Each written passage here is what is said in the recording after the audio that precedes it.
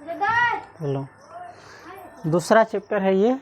इसमें सबसे पहला है प्रश्न, पृथ्वी की उत्पत्ति कैसे हुई। इसमें जानेंगे हम पृथ्वी यानी जानते हैं ना, जिस जगह पर हम रहते हैं धरती पर, उसी को कहा जाता है पृथ्वी। पृथ्वी की उत्पत्ति कैसे हुई यानी पृथ्वी कैसे बना, पृथ्वी का जन्म कैसे हुआ।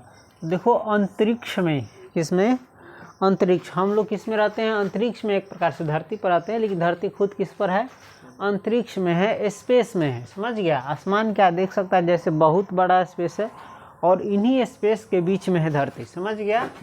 तो अंतरिक्ष में धूल और गैसों के, किसके, धूल जानता है, धूल मिट्टी के कानून, धूल और गैसों के, गैस जानता है hydrogen, oxygen, nitrogen, carbon dioxide इत्यादि जो गैस है, इन गैसों के विशाल बादलों, गैसों के विशाल बादलों जिसको कहते हैं नेबुला, गैसों के विशाल बादलों के आपस में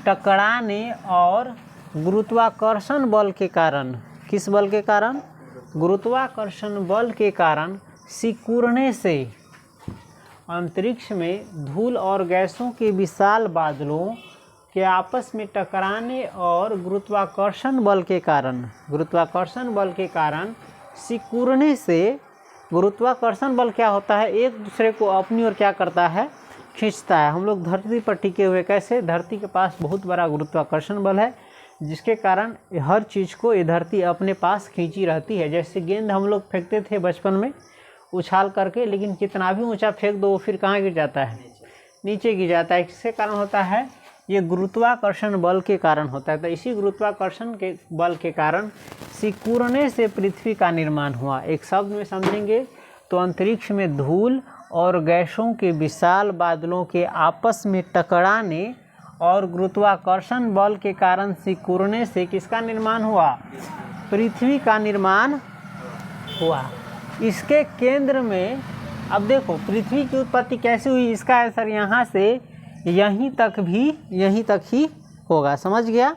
इसमें कुछ अलग से लाइन जोड़ा गया है समझने के लिए। इसके केंद्र में देखो, जब ये टकराया, धूल और गैसों के विशाल बादल ने बुला आपस में टकराया, तो इसके केंद्र में किसका निर्माण हुआ, पृथ्वी के केंद्र में मत समझना, पृथ्वी के केंद्र में तो भीतरी होगा।